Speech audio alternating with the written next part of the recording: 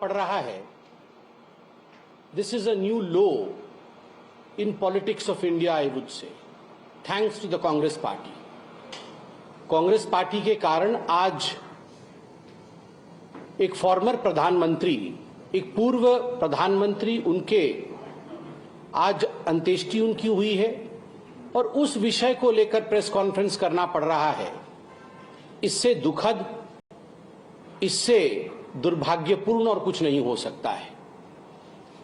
आप सभी जानते हैं, doctor Manmohan Singh, farmer prime minister of India, Bharatvarsh के पूर्व प्रधानमंत्री, 10 वर्ष तक प्रधानमंत्री रहे और स्वाभाविक रूप से उनका एक बहुत बड़ा कंट्रीब्यूशन रहा है।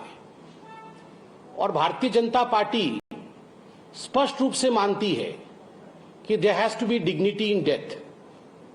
मृत्यु के बाद प्रधानमंत्री किस पार्टी के थे, किस दल के थे, हम इस पे विश्वास नहीं करते हैं। इतने छोटे मन के लोग हम नहीं हैं। हम वाजपेयी जी के उस कथन को मानते हैं, छोटे मन से कोई बड़ा नहीं होता। जिस प्रकार की भ्रामक राजनीति कांग्रेस पार्टी ने किया है और विशेष करके राहुल गांधी ने किया है, 1 घंटे पहले राहुल गांधी ने एक ट्वीट किया है कि भारतीय जनता पार्टी ने डॉक्टर मनमोहन सिंह का निगमबोध घाट पर अंतिम संस्कार करवा करके एक अपमान किया है पूर्व प्रधानमंत्री का। इसके पीछे जो सच्चाई है, उस सच्चाई को भी जानने की आवश्यकता है। जब आदरणीय प्रधानमंत्री, पूर्व प्रधानमंत्री डॉक्टर मनमोहन सिंह कि किसी भी कीमत पर नरसिम्हा राव की बॉडी कांग्रेस के चौखट के अंदर नहीं आनी चाहिए। And you all should be reminded of the fact that there was a controversy in the media then. There were a few stray dogs moving around the body of former Prime Minister P.V. Narasimha Rao, and that was a ghastly scene. Such was the audacity of the Congress party disrespecting a former Prime Minister P.V. Narasimha Rao, to the extent that Sonia जी ने यह भी कह दिया कि नरसिम्हा राव जी का जो अंतिम संस्कार है वो दिल्ली में नहीं होगा, दिल्ली से बाहर कराना चाहिए, जिसके कारण हैदराबाद में उनका अंतिम संस्कार हुआ।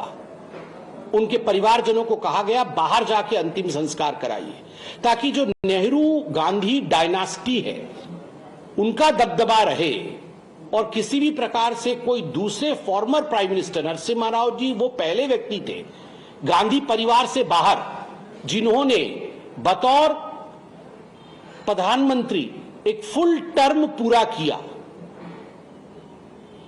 कांग्रेस के। आप सोचिए, उसके बावजूद कांग्रेस पार्टी को 10 वर्ष तक वो सत्ता में रहे। 2004 से 2014, 2004 में पीवी नरसिम्हा राव जी का देहांत हुआ था। 2004 से 2014 तक एक समाधि बनाने के लिए, एक मेमोरियल बनाने के लिए जगह नहीं दिया गया और स्पष्ट रूप से कांग्रेस पार्टी ने उनका कोई मेमोरियल नहीं बनाया।